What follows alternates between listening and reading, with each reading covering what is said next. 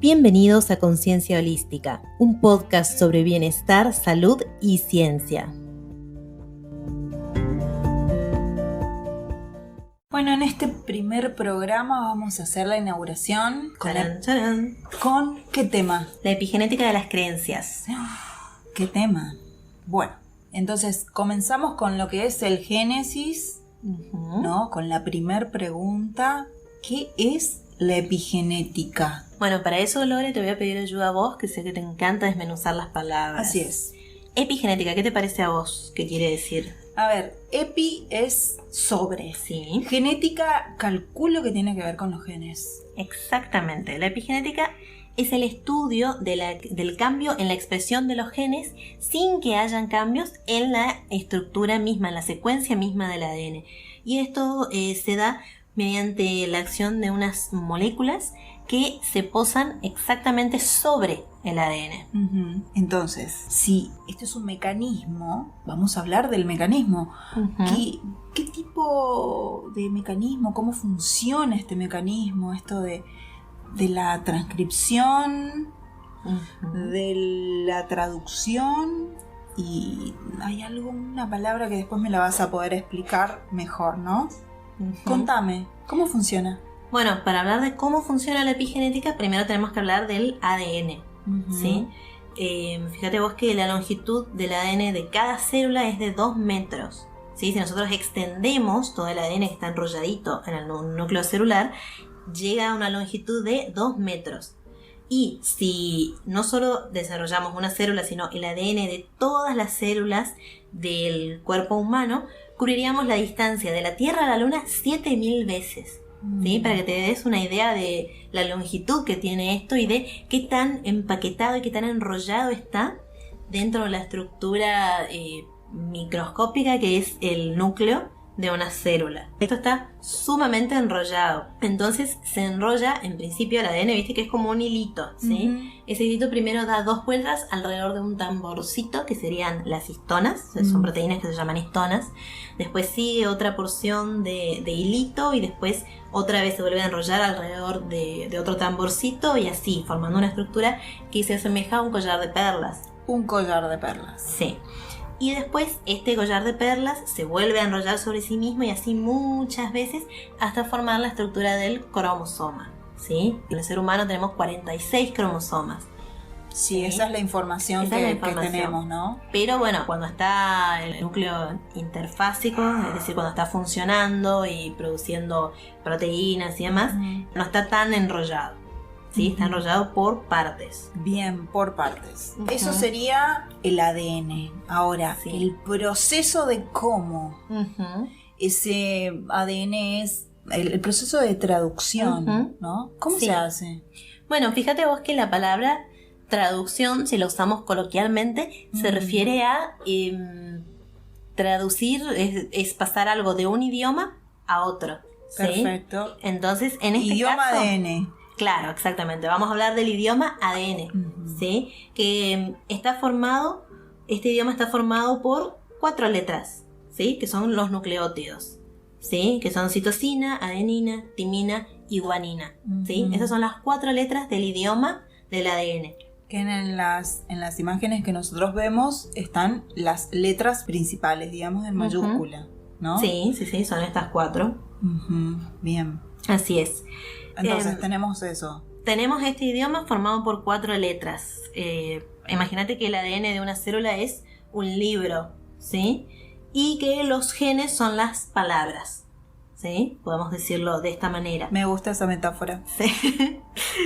Entonces, los genes del ADN se van a expresar cuando se leen y se transcriben en forma de ARN. Fíjate vos que la palabra transcribir sería como copiar, ¿no? Sí. Bueno, entonces la información que como está... que se escanea. Claro, como que se escanea, ¿sí? Y se hace una copia. O sea, escaneas y haces una fotocopia, ¿sí? Entonces, el ARN lleva la misma información del ADN.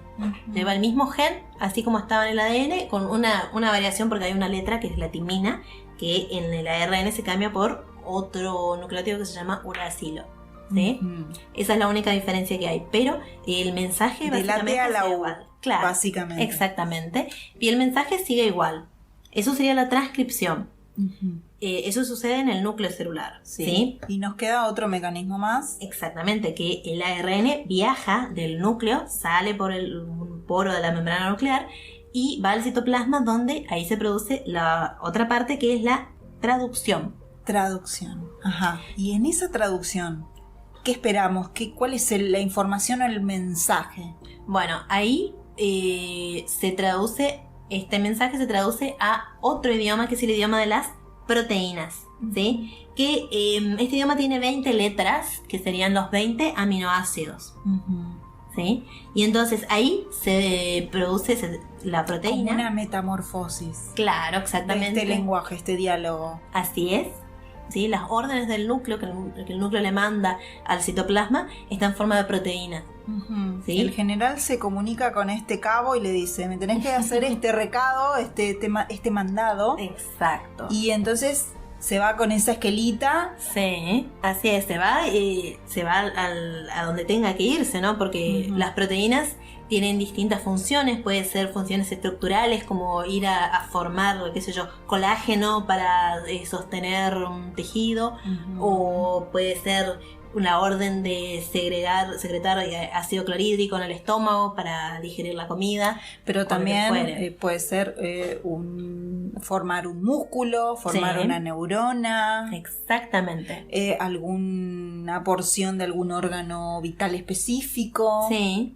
Bien. Así es, pero el punto es que todo esto sucede solo si el ADN está desenrollado, porque viste que al principio te conté que estaba como muy muy muy enrollado dentro del núcleo celular, ¿sí? Si eso pasa, no se puede, si está así todo enrolladito, no puede transcribirse en ARN. Tiene que haber una porción relajada. Exacto. Para que se pueda copiar, para que ese mecanismo pueda hacer la fotocopia. Exactamente, porque imagínate vos que si tenés un ovillo de lana, no lo podés meter adentro de una fotocopiadora, ¿sí? Para que se pueda escanear, tenés que desenrollarlo y estirar y poner en tu escáner, digamos, poner el hilito bien desenrollado. Para que se vean las hebras. Exactamente. Bien. Exactamente. Bien. Para que se puedan leer las letras. Exacto. Las letras de este mensaje. Entonces, ahí es donde entra en acción la epigenética, ¿sí? Que es de lo que vamos a hablar en esta ocasión. La epigenética actúa mediante etiquetas químicas que se unen al ADN. Hay algunas que hacen que el ADN se enrolle más firmemente, y entonces ese gen, el gen que está en esa porción, queda inaccesible y no se puede traducir. Transcribir. Claro, queda dormido, queda inactivado.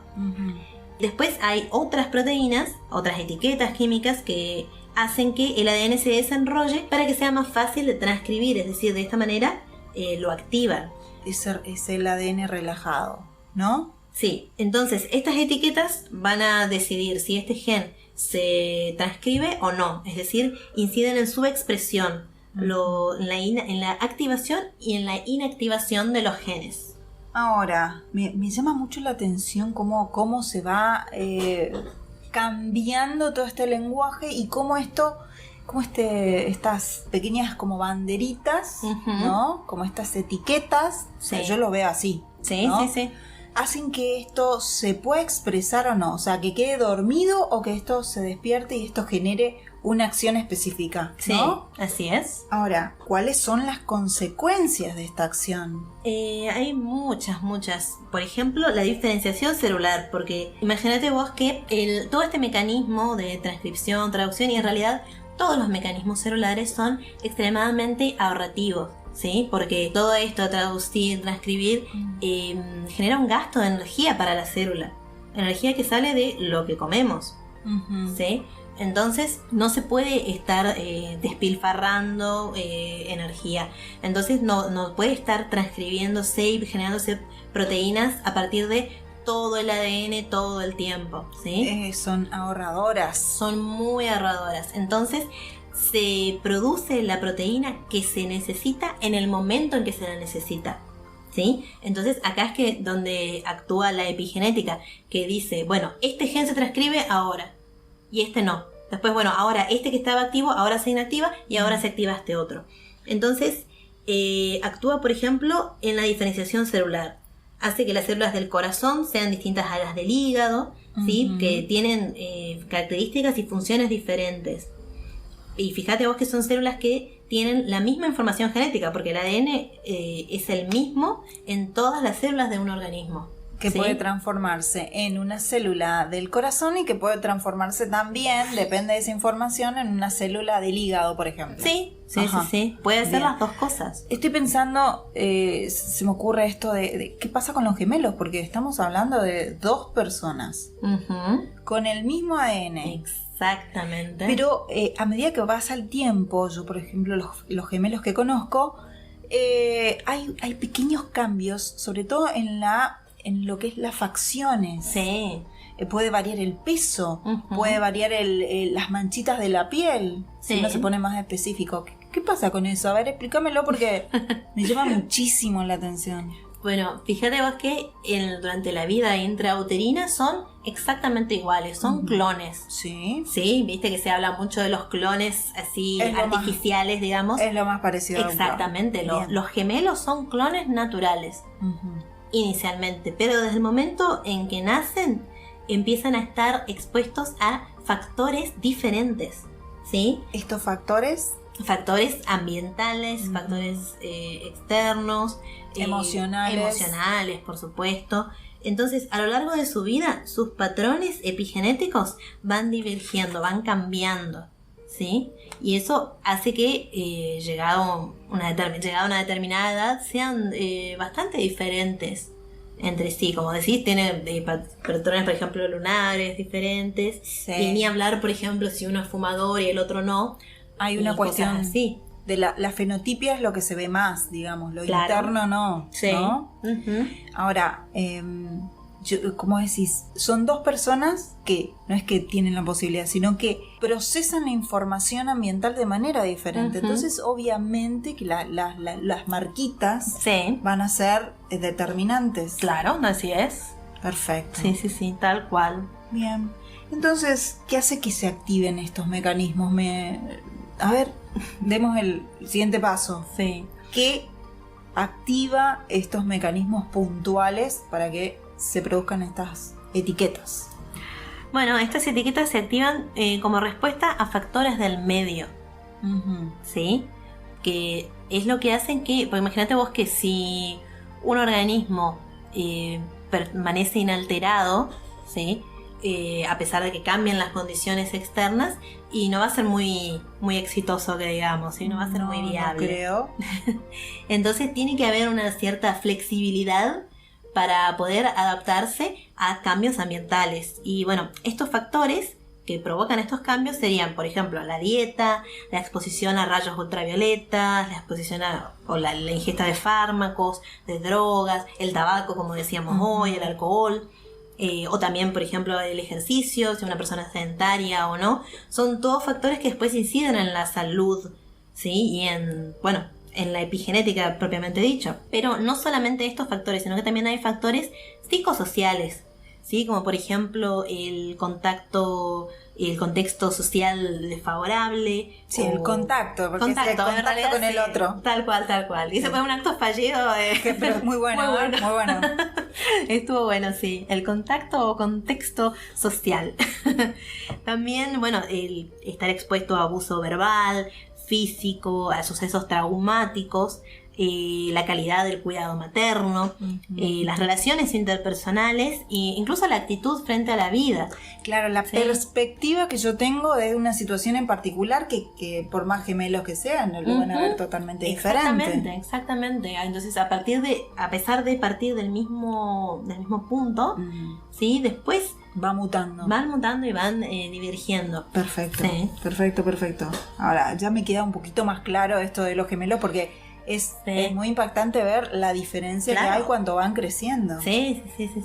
Así Bien. es. Entonces, tenemos el ambiente, tenemos los factores psicosociales. Contame, ¿esto se hereda? Sí, por supuesto.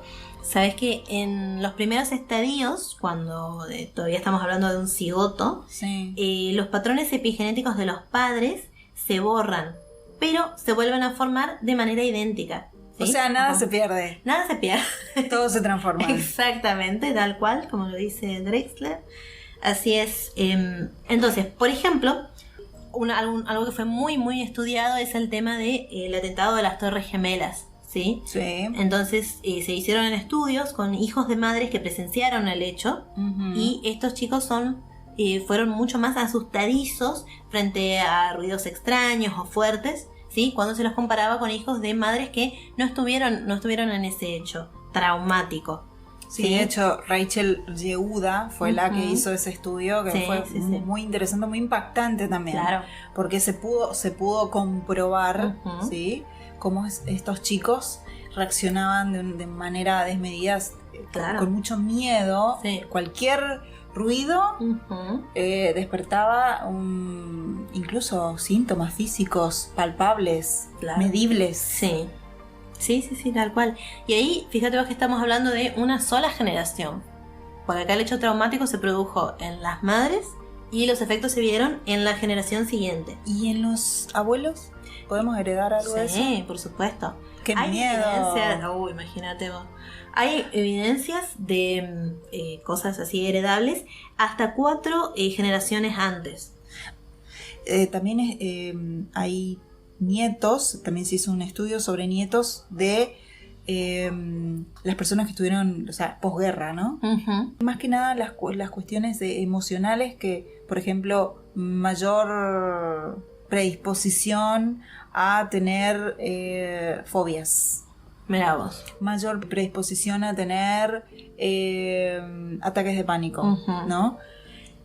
Puntualmente esto de las Torres Gemelas también, ¿no? Cómo se activa. Quiero que ustedes se imaginen que la primera emoción que nosotros heredamos en el útero es el miedo, así que es algo que reconocemos. Si esto, aparte, ya lo traemos epigenéticamente, lo heredamos de o nuestros padres o nuestros abuelos, es realmente muy impresionante. Es impresionante porque te das cuenta que las experiencias de nuestros padres y de nuestros abuelos, incluso siendo niños, y no solo eso, sino también las decisiones que tomaron siendo adultos inciden en nosotros de este modo, porque pueden afectar nuestra epigenética.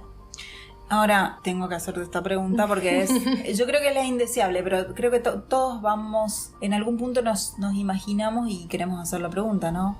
¿Las enfermedades se heredan? ¿Las condiciones? Por supuesto. ¿Sí? Por supuesto. Qué mala noticia. Una mala noticia, sí. Siempre se habla de, por ejemplo, en el caso del cáncer, uno de los más estudiados y más comentados es el cáncer de mama. Entonces siempre se habla de si uno tiene el gen o no, el gen del cáncer de mama o no, y bueno, hay estudios que se hacen para eso, pero una persona puede tener el gen, puede tener incluso casos en su familia y no expresarlo. O sea, queda dormido y en ese caso la metilación es mucho mejor, ¿no? Claro, exactamente. Esa sería como la buena metilación. Esa es la buena, sí. Ajá. Pero hay casos en los que sí se expresa. Entonces, esa diferencia de si tiene el gen, por qué a veces se expresa y a veces no, y bueno, depende de los patrones epigenéticos. ¿Sí? Porque en los casos en los que sí se produce, lo que hay es un silenciamiento de los genes supresores de tumores. Mirá vos. Sí. Entonces, heredamos, no solamente que heredamos el origen, heredamos el gen, pero también podemos heredar la defensa. Claro, heredamos la defensa, pero se expresa en la enfermedad en casos en los que esta defensa está apagada epigenéticamente. ¿Qué otras enfermedades están estudiadas en esto que es el mecanismo epigenético? Y hay muchas y bueno, cada vez hay más, ¿sí? Por ejemplo, diabetes, hipertensión, enfermedades cardiovasculares, enfermedades neurodegenerativas, psiquiátricas y autoinmunes. Bien, ¿alguna en especial que cause tu interés? Fíjate vos que también se han detectado patrones neonatales epigenéticos asociados en la aparición de trastornos de hiperactividad, ¿sí? Con déficit de atención, por ejemplo, problemas de conducta e incluso el abuso de sustancias durante la adolescencia, en esa etapa así rebelde, ¿sí? Muchas veces todo esto está asociado con patrones epigenéticos, ¿sí? Que se transmiten de la madre al niño, ¿sí? Y se activan en etapas posteriores de la vida. Bien, o sea que ya estamos hablando de que un estrés prenatal sí, ya genera banderitas. Exactamente, sí. Genera estas etiquetas que pueden hacer que este niño pueda incluso dormir una capacidad que, o sea, hereda, pero que no la despierta, Tal cual. No es funcional. Tal cual. Bien, y en el caso de por ahí cuestiones negativas, las despierta. Sí, así es. Bien. Una buena dame. ¿Esto es irreversible? Sí, porque todas pálidas hasta ahora. Todos aliviados, suspiramos. Sí, esto es reversible. Ajá. ¿Sí? Mediante cambios en los hábitos de sea, vida. Podemos revertir, podemos hacer algo para cambiar esta situación. Bien. Por ejemplo, mindfulness, que es algo que está muy de moda últimamente, muy. Por suerte. Sí, se han descubierto muchos beneficios. Exactamente. Por ejemplo, vos sabés que después de un día intenso de mindfulness, de practicarlo, de un solo día, ya baja la expresión de genes proinflamatorios. Por ejemplo, por si trata de un ejemplo estudiado. O sea, antiinflamatorios no nos harían falta ciertos medicamentos, ciertas píldoras, exactamente, pastillitas. Sí, porque uno estaría ya en mejor condición solo por el solo hecho de pasar un día viviendo en el aquí y en el ahora. Perfecto. Respirando bien. Mindfulness, para el que no conoce, significa conciencia total, conciencia. Claro. El aquí, por eso Silvia dice aquí y ahora. Exacto, así es. Pero bueno, hasta acá llego yo, hasta acá llega mi búsqueda bibliográfica. Pero entonces me gustaría preguntarte yo a vos ahora, ¿cómo podemos modificar nuestra epigenética en la vida diaria? Bien, todos traemos programas, ¿no? Nos enseñan en algún punto, como dije anteriormente, en el útero aprendemos el mecanismo del miedo, ¿no? Es una de las emociones que aprendemos.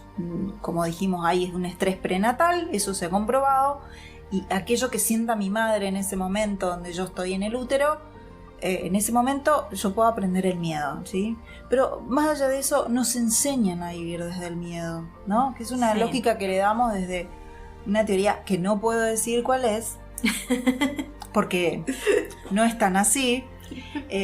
Pero es una lógica de la lucha por la vida, ¿no? Hay una defensa y un ataque, ¿no? Sobrevive el más fuerte. Uno de los mecanismos del miedo es el estrés, sin duda, ¿no? El conflicto diario del ataque y la huida y el enfrentarme, ese es el estrés diario que heredamos desde los primeros momentos de la vida, ¿no? Sí. La lucha, la huida. Un bebé en la panza ya detecta desde la química de su mamá, no solamente desde esa placenta, ¿no? La química del miedo, ¿sí? Y lo reproduce como adulto. Está aprendido desde los primeros momentos de la vida, entonces de adulto es lo cómodo, ¿no? Lo que ya conozco. La zona de confort, le dicen algunos, yo no estoy muy de acuerdo pero sí, lo dicen. Se instala entonces como una creencia de que hay que luchar para sobrevivir. Y esa energía destinada, ¿sí?, a que el cuerpo sane todo el tiempo, ¿sí?, está dedicada exclusivamente a huir del predador, del enemigo, ¿no? Pensemos que vivimos así diariamente, en un estrés crónico. Entonces, el cuerpo necesita algo que generalmente no sabemos darle, que es el reposo. O sea, no podemos estar todo el tiempo luchando contra un enemigo que a veces es invisible, que a veces es visible, es real o es virtual, pero no podemos estar todo el tiempo en lucha o fuga. Entonces necesitamos algo que se llama reposo, que es algo que no lo sabemos hacer. Esto de frenar en el mundo de hoy no es algo que se acepte fácilmente. Entonces se produce la enfermedad. Cuando no hay es necesario un momento de estrés, de enfrentar algo, ¿no? Pero después es necesario que eso baje, ¿no? Bajar la frecuencia cardíaca, bajar la frecuencia de la vida que llevamos. Entonces necesitamos el reposo, ¿no? Hay personas que ni siquiera pueden dormir, descansar bien, así que imagínense la necesidad del reposo, ¿no? Entonces enfermamos. Pero ¿quién hace reposo de manera correcta? Tomamos un analgésico y de vuelta al ruedo. El sistema inmunológico lo toma como un dato muy interesante, muy importante, a ver cómo seguimos. y seguimos la lucha, no seguimos un lucha, reposo, descanso, no, seguimos en la lucha. Entonces colapsa con un síntoma cada vez más grave. Si nosotros nos ponemos a pensar, nuestros síntomas varían desde una gripe, y si yo no me recuperé de esa gripe, si no hice el reposo, ¿qué pasa? Enfermas. Y el síntoma cada vez es más grave, ¿sí? Entonces gastamos una energía que está destinada a regenerar nuestros órganos, a ponerlos en condiciones, a que funcionen bien, para repararse diariamente, y la direccionamos a lo que percibimos una lucha con un enemigo, ¿sí? La mente no para, ni siquiera de noche, esos lo saben, ¿no? Pero el cuerpo tiene como una necesidad básica el de frenar, ¿no?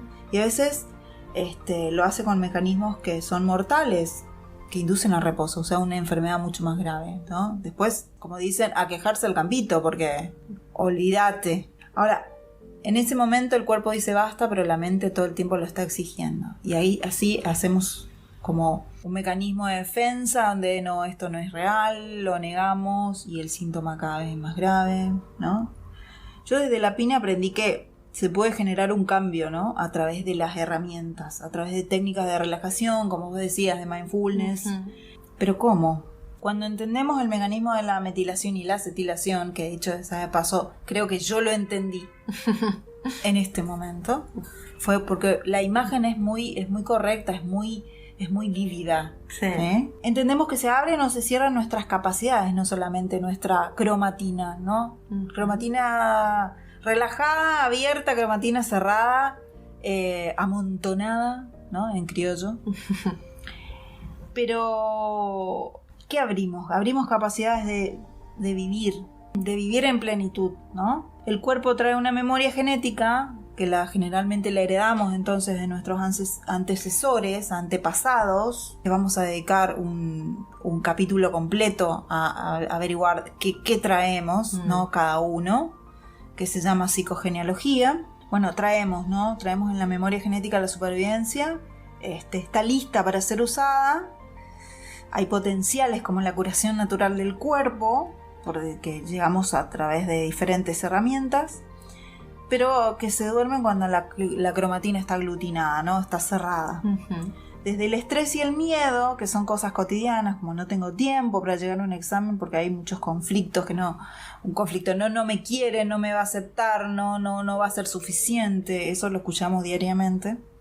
No soy capaz de hacer tal cosa, ¿no? Pero cambiar la percepción de la realidad que me rodea con técnicas que abren la cromatina, y me resultó muy acertada desde la PINE. Creo que es, imagínense, uno vive mejor desde un impasse, necesita relajarse. O sea, no me parece nada tirado de los pelos que la cromatina también debe ser relajada, ¿no? Sí. Para proporcionar una buena, ¿cómo era?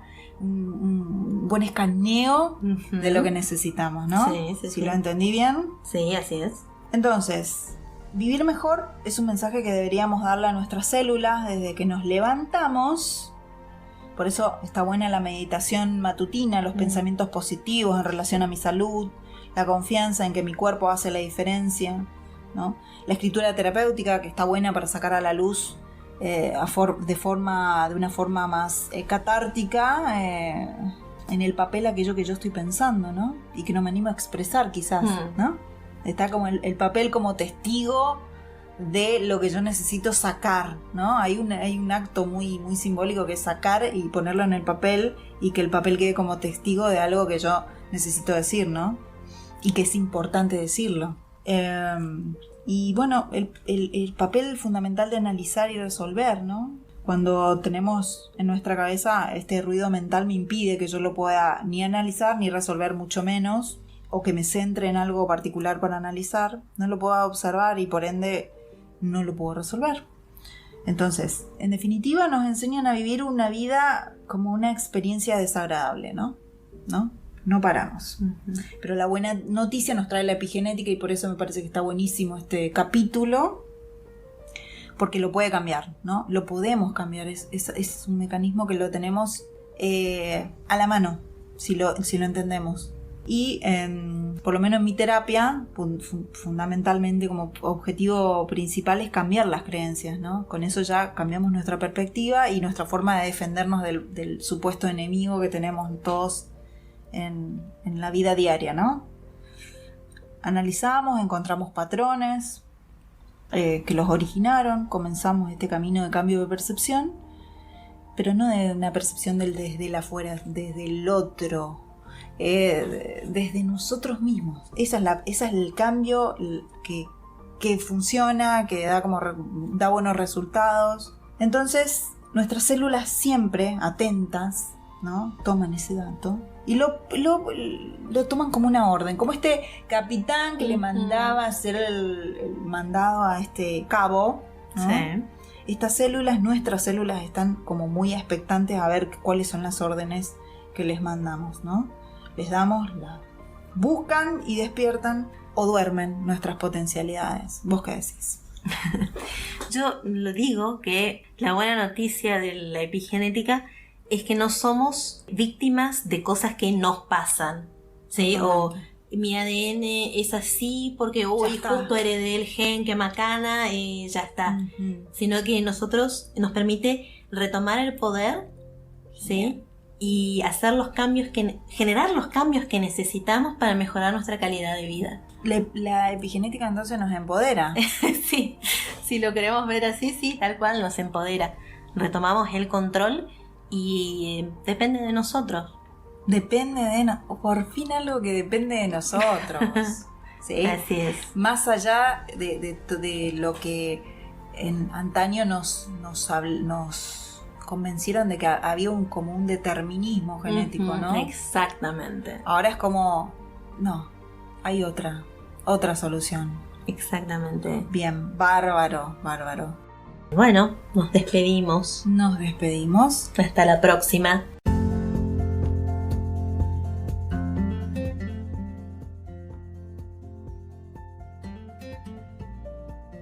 Esto fue Conciencia Holística. Seguinos en nuestro Instagram, @concienciaholística, ok.